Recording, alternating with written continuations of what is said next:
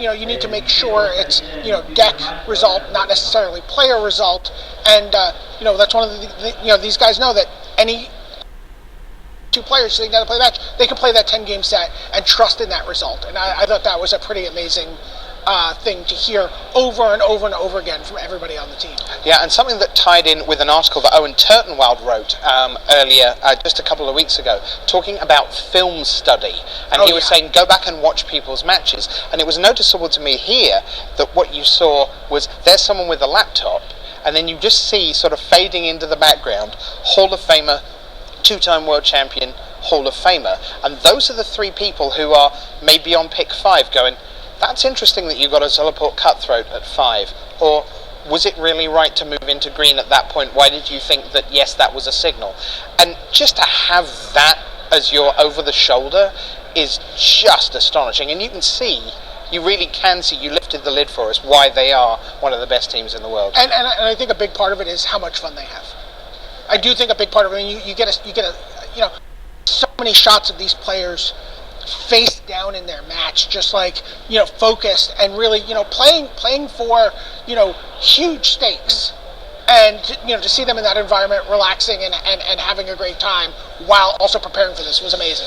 We have some great decks coming your way. We're going to show you Affinity, we're going to show you Death Shadow Aggro, we're going to show you Burn, we're going to show you Abzan Company, we're going to show you Hate Bears, we're going to show you Eldrazi. We're going to begin with Christian Calcano on Jund against Ben Stark on Mardo. Here comes Modern.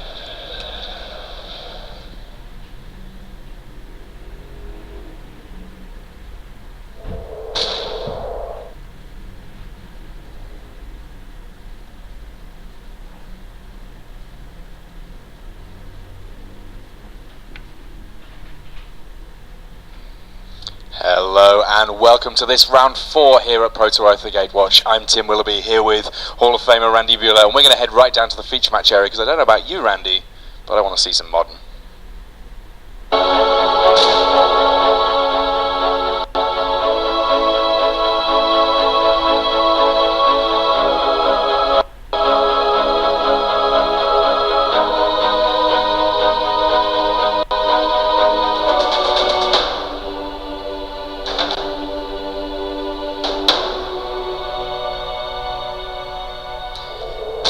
Hello and welcome to this round 4 of Pro Tour Oath of the Gatewatch. This the very first round where we get to see what modern decks have been brought to the table, and starting out in our feature match area, 2 great players. We begin with Christian Calcano. Calcano, based out of New York, he has shown up with Jun. Basically he's decided, you know what, I like having lots of good removal in the format, and his opponent, Ben Stark of Team Ultra Pro, he's kind of come to a similar conclusion. Removal is very, very strong, but a slightly different choice of cards. Yeah, this is Mardu.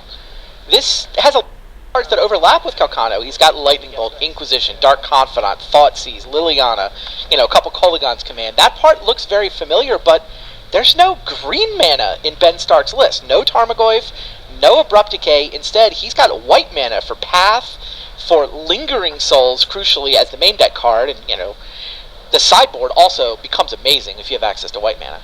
Yeah, you get the likes of your Stony Silence and Rest in Peace, but we get to see Ajani Vengeance in Stark's hand there, along with Path to Exile, Abakelkeep, Lightning Bolt. The Path goes away after a Thoughtseize from Calcano, and no plays apart from just that Shambling Vent turn 1 from Stark. With both players with as much removal as they have, it seems likely that we're going to have a relatively slow kickoff to this game, as each player just sort of one-for-one's jockeying for position, I would imagine. Jund, of course, very happy to one-for-one all day long. I wonder how much of Team Ultra Pro is on this Mardu deck. Like, is this just the team deck they came up with? Quite possibly. I mean, it's funny because it's a colour combination we've seen a lot of play of in Standard, but not necessarily one that has really made a name for itself yet in Modern. No, it's really been Abzan has been the way to play white sideboard cards with black historically. Yeah, I mean, it must be said though, not necessarily too many surprises about individual cards that you might see from Ben Stark. A lot of them are kind of the big players that we've seen in June, the big players that we've seen in assorted Jeskai lists. And then a random Majani. Yeah, we've seen some of that in Jeskai here and there. Tarmogoyf, though, the first damage dealer in the game, apart from lands themselves. So Thoughtseize your path, play my Tarmogoyf is still good? As it turns out. 2 lightning bolts in Ben Stark's hand are not going to get the job done. Yeah, instant land and sorcery in the yard. So each of those Tarmogoyfs is a 3/4. Able to get the beats on pretty fast and laughing in the face of at least 1 lightning bolt apiece.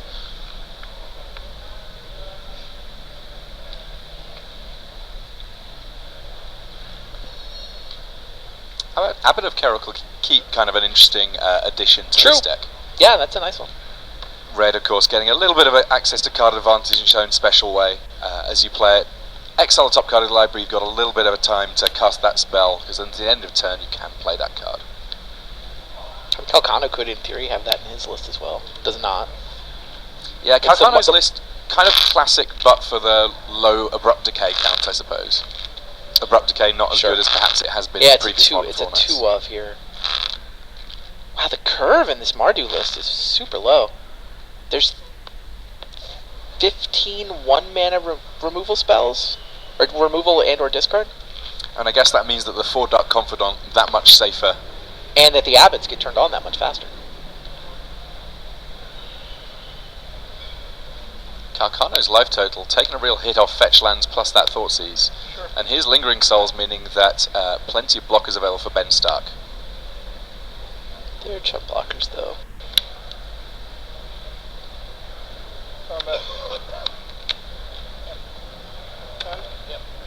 Stark declines the block there. Go.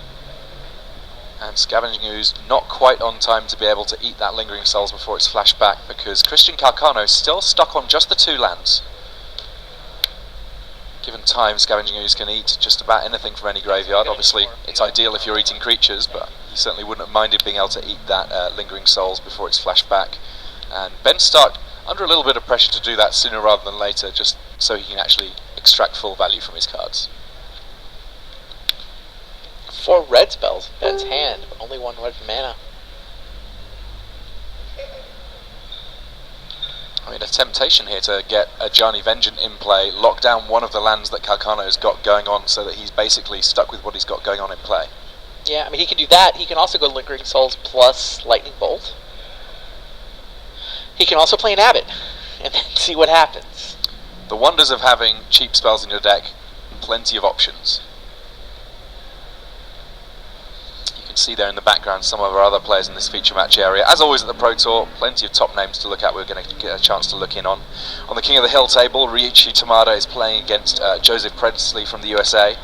On our text table, we've got Shota Yasuoka against Mate Zalkai. They both 3-0'd their pods. And we also have Alejandro Cesa from Argentina, top 4 to recent GP, and it's here on his first GP. He is playing the red decks as suited to his team, up against Bartłomiej Lewandowski. Yeah, Calcano just turns him sideways. In spite of only having 1 mana up. Well, in spite of only having 2 mana in total, sorry. Calcano with lots of options himself. Slaughter Pact, not something he's going to want to cast just yet, but he's got plenty of removal too. It's funny how Lightning Bolt in the Scavenging Ooze does not actually save any damage. Just makes both the Tarmogoyfs bigger. Oh, there's already a path to exile in the Graveyard though, right? There's no creature. Oh yes, of course.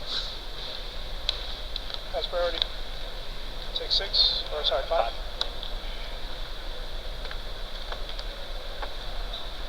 Alright, go. Single digit life total for Ben Stark, and there is a Lightning Bolt in Calcano's hand, just a few points away from closing this one out. Gotta imagine we're gonna see Bolt on Scavenging Ooze here. Now, I was speaking to Calcano yesterday actually, and he was saying that he's just sort of recovering from a little bit of he's not actually been able to test too much because he's been a little bit under the weather in this last week or so. Sure. Clearly he shook that off for the draft, rattled off a 3-0, and is now looking pretty good in this first game against Hall of Famer Ben Stark. Can Ben afford? Ben has 2 Lightning Bolts, right? He does. If he could bolt Calcano's face and try to turn it into a race. Like 2 Lightning Bolts to the face. Calcano's now at 5. Well, Goyf? Yeah.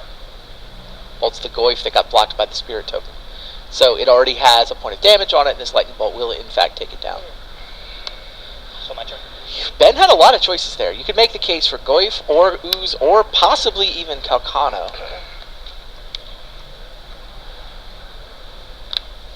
I guess he doesn't have enough red mana for the Flurry of Burn to finish him off.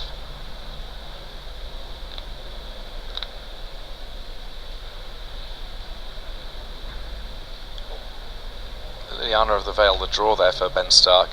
Both of these decks loving Liliana. That's a great draw. Down goes the other Tarmogoyf. Yeah, she just comes into play with 1 loyalty. Yeah. -2, target player sacrifices a creature. Christian Calcano's board empty but for a rather sad looking 2 lands at this stage in the game.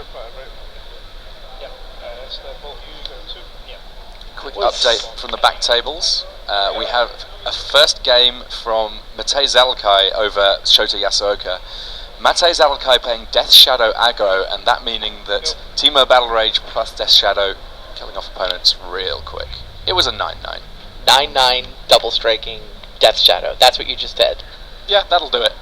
I guess that will do it. Death Shadow. Modern's awesome. So Inquisition of Kozilek here. Plenty of targets on the other side. There's a Scavenging Ooze, Oh, Dark Confident, jeez. Kolaghan's Commander, Terminate, and a Slaughter Pact. Calcano had a lot going on in his hand, not too much in the way of mana, and Ben Stark with an abundance of choices to take here. He got bended too. I mean, he basically lightning bolted playing to try to top deck the burn.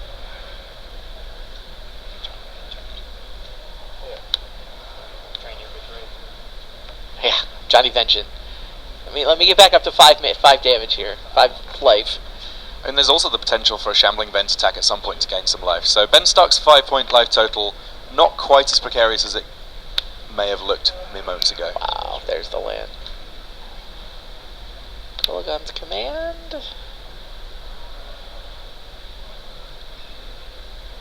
And on another one of our back tables, Bartolomé Lewandowski, a game up against Alejandro Cesa. We may be able to get you a little bit of that match in between our games here, between our main current video match between Christian Calcano and Ben Stark, both teetering on the brink.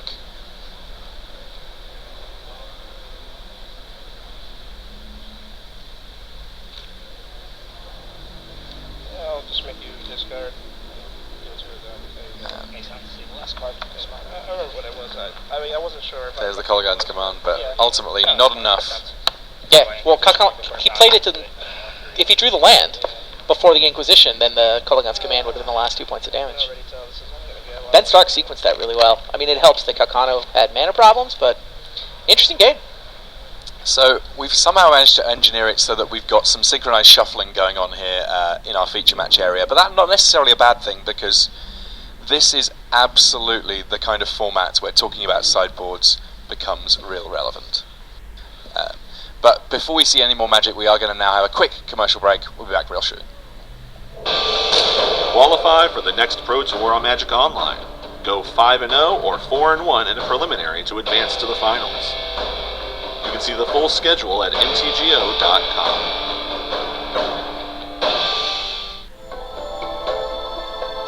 Standard is the name of the game at Oath of the Gatewatch Game Day. Join the action on February 13th and 14th at your local game store. Visit magic.wizards.com/gameday for more information. Hello and welcome back to this, our 4th round here at Pro Tour Oath of the Gatewatch. The format is modern, all our players currently shuffling up. We will hope to get you some magic very shortly, but in the meantime let's talk a little bit about sideboards, Randy, because this is the format where they can end up being super duper relevant. Oh yeah, especially Affinity.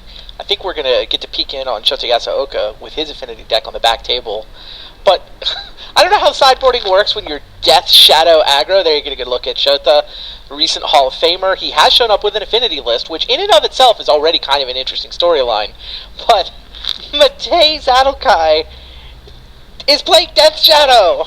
Now Death Shadow, a very interesting deck. It's, in some respects, it looks kind of similar to a Zoo list. It's very, very aggressive, but it's aggressive with both players' life totals. Right. The way Death Shadow works, you have to damage yourself before it's any good. And so you damage yourself with your lands, of course, your Gitaxian probes, your mutagenic growths. The lower your life total gets, the bigger the Death Shadow becomes. Yeah, Death Shadow starting off On paper, it's a 13-13 for just a single black mana, but it gets -1/-1 for each point of life that you have. So while your life total's more than 13, you just can't play it. Right. But if you can get your life total down to single digits, then you have a gigantic creature for very 1 little mana. investment. Yeah. For 1 mana, yeah, it's awesome. This the affinity deck Shota's got, by the way, it's got some spice in it. This is 4 Master of the Ethereum. This is couple of Insol artifacts floating around this list. It's a nice take on affinity, actually. Yeah, I mean, there's a few interesting options here. I mean, for the Death Shadow deck, it needs to be a little bit careful just about people being able to burn it out, and we do see Galvanic Blasts in the list from Yasuoka. An extra one of them in the sideboard. You mentioned sideboards, by the way. Guess what Sota Yasuoka has in his sideboard of affinity? Some great artifact? Thought Knot Seer. I mean, it's colourless, but that is certainly an unusual addition compared to normal. We see the game kicking off here. 4 copies! This is how Affinity rolls. Turn 1, Mox Opal, Darksteel Citadel, Welding Jar. He's got 2 mana. That is an Arcbound Ravager immediately in play on the first turn. This is how you race a Death Shadow deck. Inquisition gets a Master. And reveals that there's another Master coming in the very next turn alongside a Glimmer Void in hand for Shota Yasuoka. Now, Yasuoka's list, let's have a little look in terms of how it sits on Thought Cast. That's sometimes an option that is helpful to refuel. 3 copies, pretty solid. I would imagine that we'll see some of them after sideboarding too. But in the meantime, a pretty big Master of Ethereum and an attacking 2/2 Arcbound Ravager.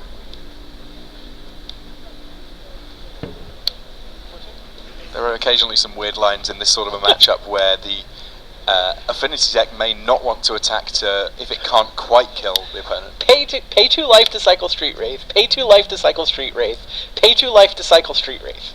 That's the line. I love this deck. But he's got nothing. All that cycling in Almaty has come up with is more Inquisitions that are now too late.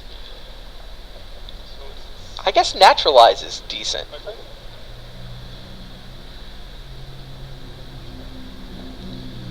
Yeah, the Naturalize can take out the Master. Although, nope, it takes out the Welding Jar is what it takes out. Yeah, Welding Jar, a key component in this, just to say the first removal spell is not a particularly great removal spell. Okay, he looked with Inquisition, saw Thoughtseize, which is a swing and a miss. Yeah, Thoughtseize next turn for just a single blue mana will draw Shota Yasuoka 2 cards.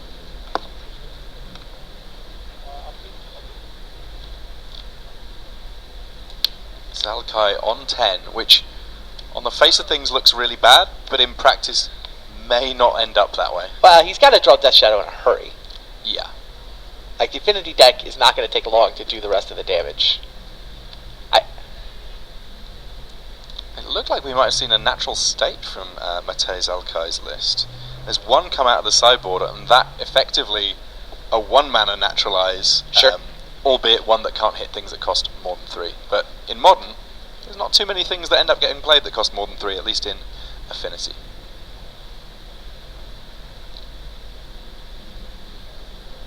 So Shota Yasuoka here.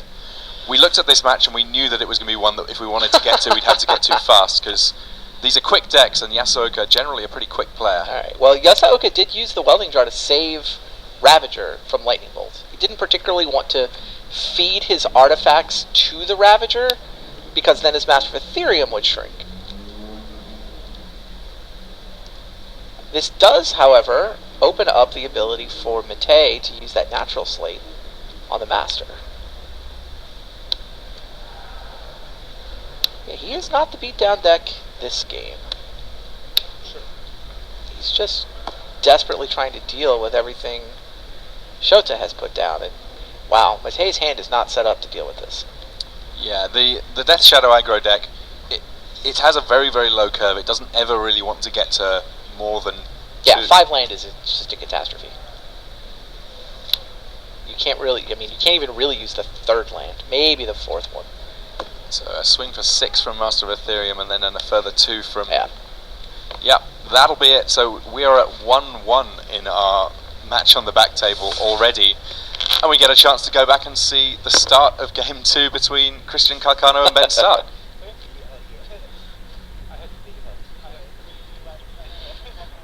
Alright, well I think we're going to try to make sure we get everybody on camera. So, Alejandro Cesa gets to make his debut. He's on a burn deck, of course. He's Brotherhood of the Fire, what do they call it? Yes, I believe that's the translation. It's translation, so close enough. The card from the dark, doing plenty of damage to everybody with red spells. And Bartholomew Lewandowski is on Abzan Company. Collector Company, the latest in the ways that the Abzan deck is able to get crazy card advantage, but yeah, well, this is a pretty full-on combo version of it. It looked like at first glance. You know, he's got Chords and Collected Company, and he can set up the whole Murderous Red Spell. Vamos, branca, hijo de puta. Whether it's Malira or Anafenza Kintree Spirit, you get the combo that the whole Vizara Seer combo that Pod used to have. as much as it's a big pun, it seems like this Malira combo just never dies. In the meantime, though, Alejandro Cesa, his aggro deck, I mean, we're calling it burn, but you'll notice there's a lot of creatures in play. That not a coincidence. Between Goblin Guide, Wild Cattle, and that Eidolon down there, lots and lots of damage potential from the red deck. And still cards in hand for Cesa, so he will be able to get more damage on very shortly. But a Spellskite potentially a little bit of a problem for Cesa, as it will be able to suck up at least one removal spell / burn spell from the Argentinian.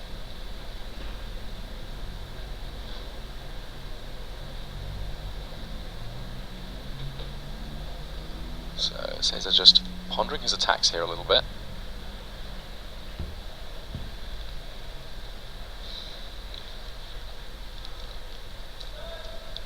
Lewandowski's up a game here, right? Yeah. I mean, after a fantastic start in draft, this is certainly not exactly where Cesa would want to be.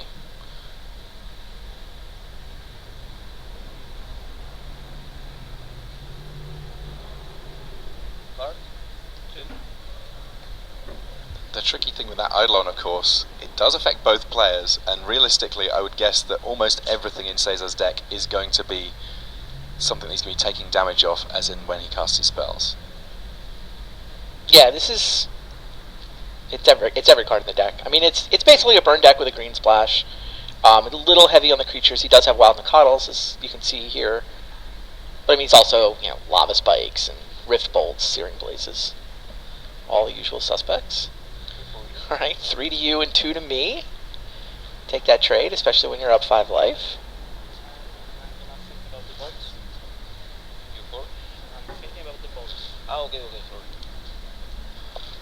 And Lewandowski just having a think about the bolt, because he does have activation on that Spellskite if he wants. Sure. Pay 2 life, change the target. And it beats taking 3, right? It means that the Spellskite will have 3 damage on it. Yeah, so he saves a point on his life total, but it means if he winds up blocking with the Spellskite this turn, it's going to die.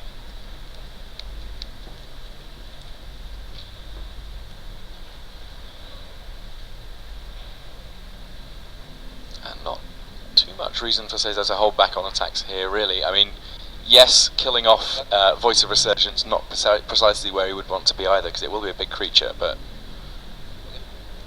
if the burn deck's not killing people, what is it doing? Goblin Guide reveals Anaphensic Kintree Spirit, Which would require the Bird of Paradise to be able to be cast at the moment.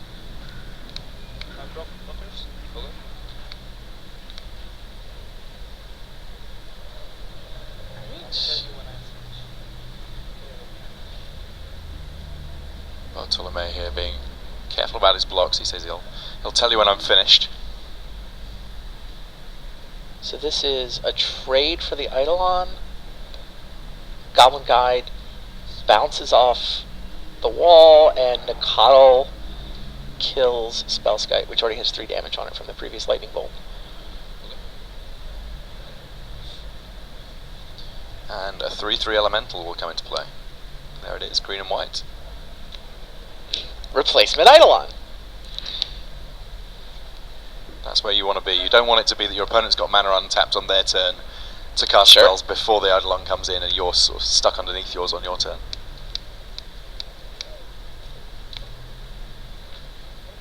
So both players know about the Anafenza, but one more card in Lewandowski's hand here.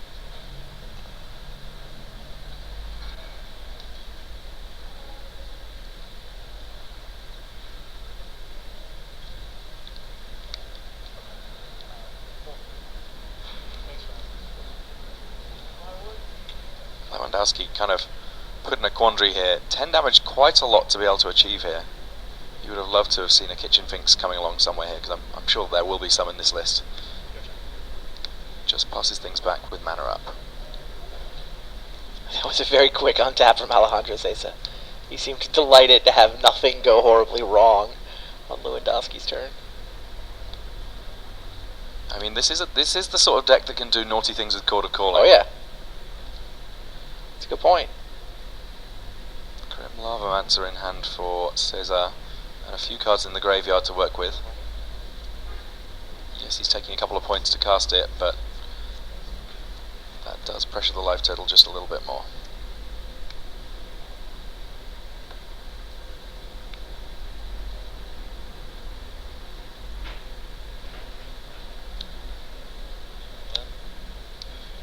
Suspend a Rift Bolt.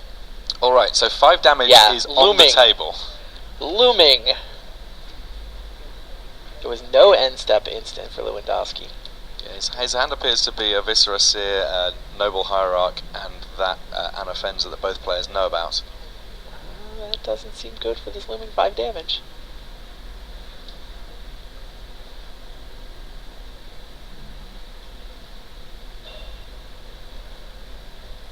Yeah, as much as we have this list sort of listed down as being Abzan Company, that Stomping Ground suggests that there's a few extra tricks up its sleeve, but none of those tricks right now are seeming good enough.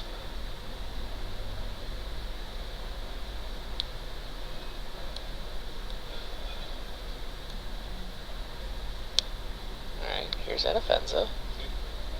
Eidolon trigger.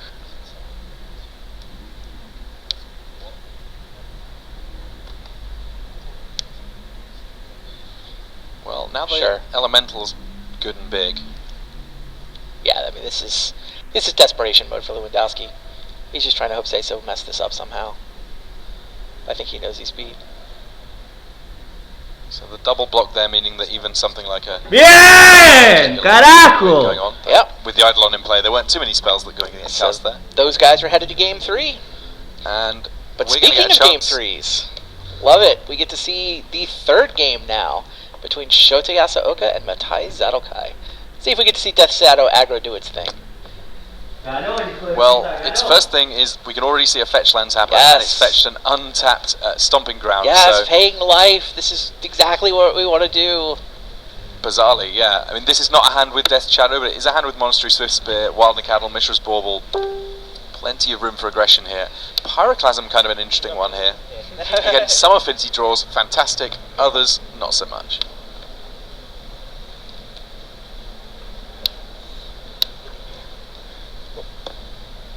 Quick update on our King of the Hill match. Ryuichi Tamada being forced to a 3rd game as he's playing against Joseph Presley of the USA. That Hate Bears versus Eldrazi match, which we may be able to bring you a little bit of, depending on how these last games all shake out. Did you say Eldrazi? I very much did. So it is here. Oh yeah, they're looming in the background. It seems very flavourful and appropriate. Matej Zalkai figuring out the details about how he's going to do things. That Mishra's Bauble, yes, it represents drawing a card, but later on it represents a prowess It's a trigger. prowess trigger, exactly.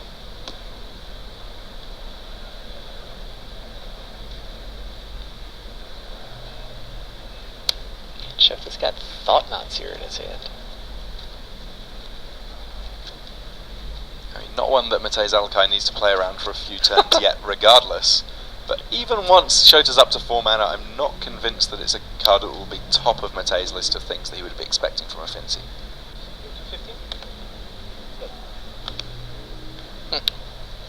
Pyroclasm just to kill Vault Scourge.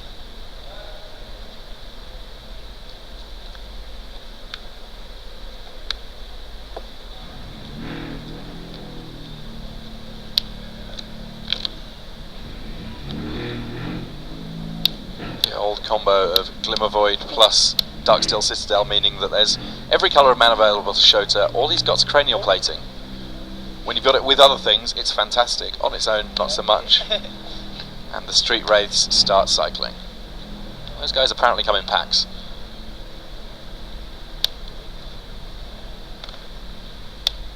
Occasionally you'll see one cast and the Swamp Walk relevant, but most of the time paying 2 life, discarding a Street Wraith to draw a card. Mishra's Bauble. Now he knows what Shota's going to draw, but Shota doesn't know. The dramatic irony, Oh, pretty good. Stony Silence. So Stony Silence meaning activated abilities of artifacts can't be played. Cranial Plating doesn't do a whole lot anymore. Neither does Darksteel Citadel. Wow, that's another advantage of this Death Shadow deck is the fact you find your sideboard cards more often, right? Yeah, you get to cycle them out. Cycle. Couple of Stony Silences hiding the sideboard for this matchup. I don't think this is a particularly good matchup for Death Shadow aggro. You can't afford to deal this much damage to yourself if your opponent is also a linear aggro deck. But Matei had the Teamer Battle Rage in Game 1, and looking like he's got the sideboard card he needs to win here in Game 3. The funny thing being, of course, that playing that Darksteel Citadel, even though it doesn't tap for mana, did turn on Metalcraft so that Galvanic Blast deals 4. Wow.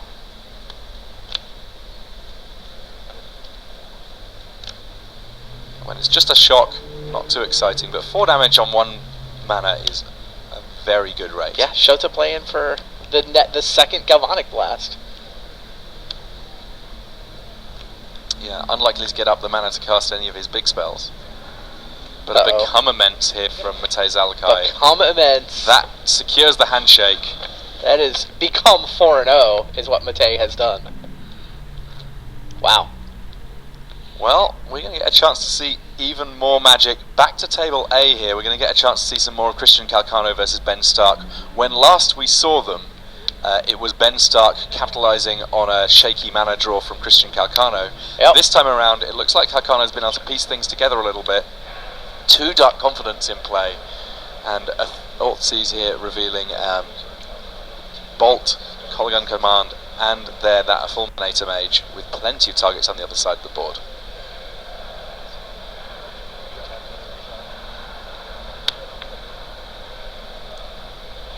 You can see there, Calcano, 27 years old.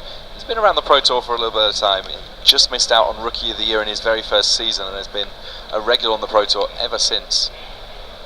That being around sort of Scars of Mirrodin sort of time. Not a small number. Nice 55% winning percentage too. 100 more Grand Prix than Pro Tours. Comboing up.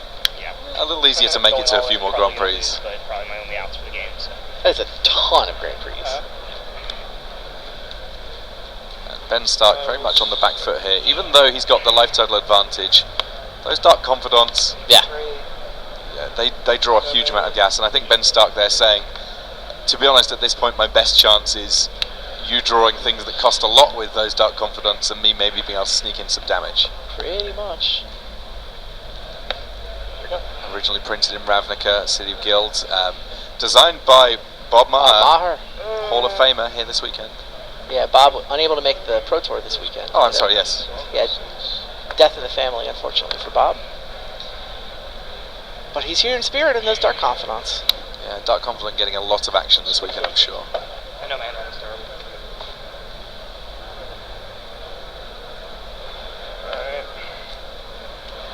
We can see a lone Thopter in play there. That because Christian Calcano's Jund deck in the 4-drop is playing Pia and Kiran Nala. That now in the graveyard, but 1 Thopter remaining.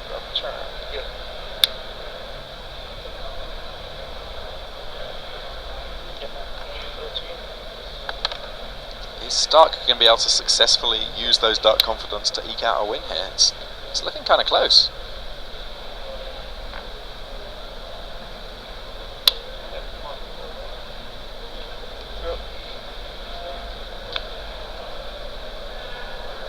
Fulminator Mage, a decent answer to that Shambling bet. Yeah, a solid 2/2 for 3 that can be cast pretty easily off the Jund mana base, and very, very good against the likes of Tron. Pretty good here too. Terminating the Spirit Token, not interested in going from 4 to 3. What else am I supposed to do? Dark Alright. Confidant, what is on top of the deck? Oh!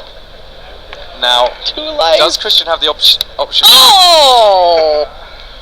Death by Dark Confidant. Ben Stark Should've just wins the match. affected this and then just, like, killed my It's friend. one way to do it. It's not necessarily pretty, but you'll certainly take it. But I mean, Calcano did have the option there. It's not an exciting one, but he did have the option of killing off some of his own Dark Confidants. Sure. Chose to keep on drawing, and it did not work out for him in this case. But we have more magic in the feature match area. We're moving our tables back around so we can see a little bit more of Byrne versus Abzan and Company. On the left of our screen, that Alejandro Cesa. On the right, Bartolomei Lewandowski. And already a Sin Collector in play that has exiled a card from Cesa's hand. And Grim Lavamancer, currently without a huge amount of fuel on the other side for the Byrne deck. Alejandro Cesa playing in his first Pro Tour. Qualified from a top 4 in the GP in Porto Alegre earlier in the year. A member of the Brotherhood of Fire. Keep getting I should just learn the original version of it. Yeah, the little clue with mono red written on the t-shirt and a little flame on the sleeve. Very consistent in all of the messaging that's going on here from the Argentinian player. El pelo del Villa. On the other side of things, Bartolomei Lewandowski, he's played a Pro Tour prior to this one, a couple of Pro Tours in fact, along with a whole bunch of Grand Prix. Is his Grand Prix top 8 with this Abzan Company deck? I do not recall, but I know that an Abzan Company deck looking very much like this top 8 at a European Modern GP. And I see that Lewandowski has one Grand Prix top 8. But yeah, I don't apologize, I don't remember the exact name. well, Lewandowski here, his Birds of Paradise got killed off pretty sharpish, and that means that he's not in the best position when it comes to mana. That Quarter Calling, it does need a little bit in the way of creatures or lands to be able to get something going, and Collected Company needs 4 mana to really get going also. The one does support the other though, so certainly not completely out of it yet. Lewandowski, life totals 13 apiece.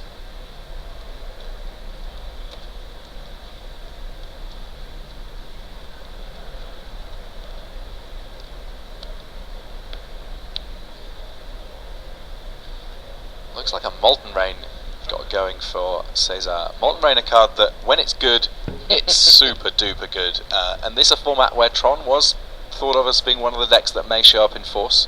True. You know, with Kozilek and the like knocking around, you certainly don't want to rule out the opportunity to cast it.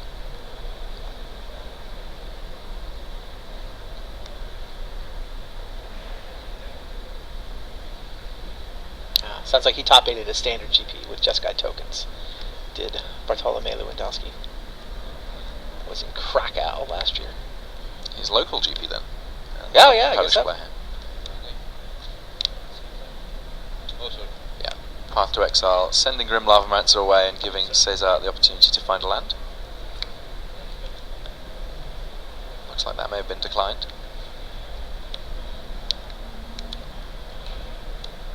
Goblin Guide and Monstrous Swift Spear taking revenge here.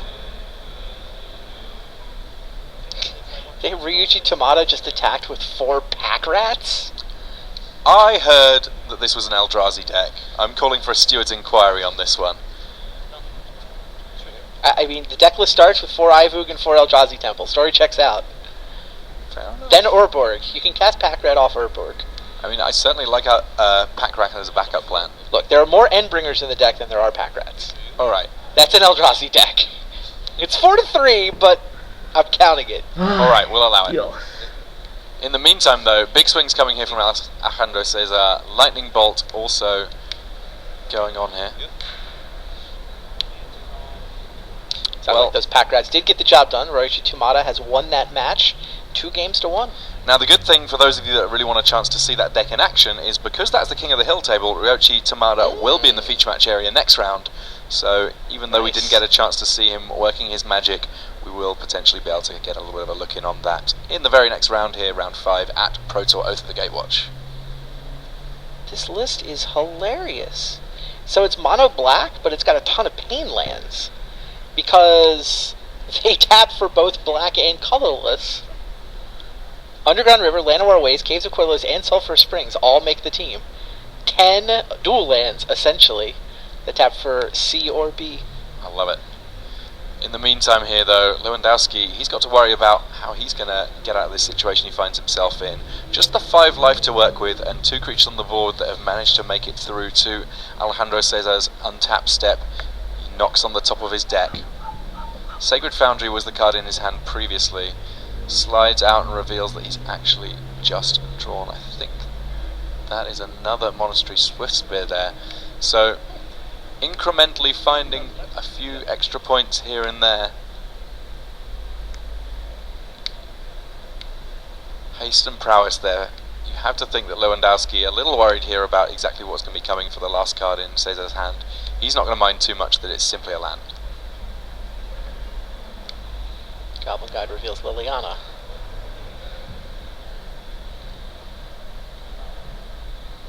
The heretical healer, anyway.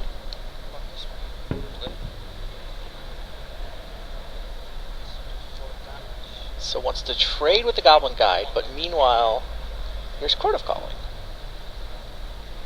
So Court of Calling letting Lewandowski search his library for a creature that can invoke, meaning he's got a bit of mana, and ooh, that's a nice one to fetch. Burnt Forge Tender.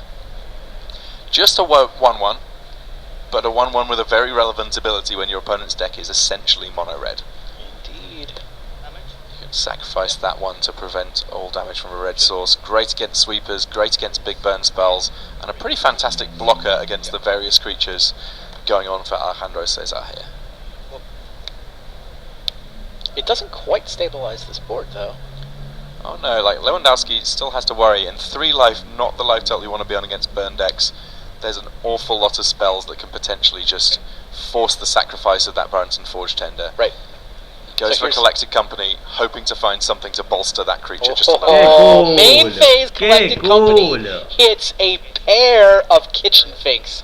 And you can see what that means when Alejandro says his face. That is, if you can see his face between the hands that are holding it. Yeah, the board went from being, well, I've pretty much got this game won, to I have a huge amount of extra work to do. 2 life gain for each of those Kitchen Finks coming to play. They both have persist. That means that even if Cesa is able to kill them off, they're coming back. That's 2 more life and another 2-1 to deal with. So close. And you saw Alejandro. I think he probably knew about that Collected Company from a Goblin Guide previously.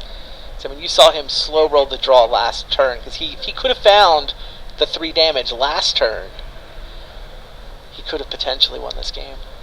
Yeah, each one of those Kitchen Finks virtually equating to some proportion of a time walk in this matchup. So 2 of them coming into play at the same time has just completely changed the face of this game. And this is, of course, the deciding game between these 2 players. It was also smart of Lewandowski to do that on his main phase, so that he didn't give Cesa any opportunity to respond to the life gain with a burn spell, for example. Oof. Jeez. Anafenza, Kintree Spirit. So, with this in play, whenever another token creature enters the battlefield, bolster 1, and that interacts very, very nicely with Are we done? persist. Is it combo time? Yeah, Court of Calling up the Visaris here. The entire combo has now been assembled. There was the Searing Blaze, Molten Ring. So close for Alejandro Cesa. So just to take you through that, fetching up Viscera Seer gives a sacrifice outlet. With the Anafenza in play, you can start sacrificing Kitchen Finks. Right, it comes back with Persist. Bolster 1. All of a sudden you get rid of that -1/-1 counter on your Kitchen Finks. Everything's exactly where you were. You've got a scry out of your Viscera Seer and 2 more life. So I'll do it again. Sack the Kitchen Finks. Yeah, it turns out infinite damage, not a realistic amount of damage for the red deck to do.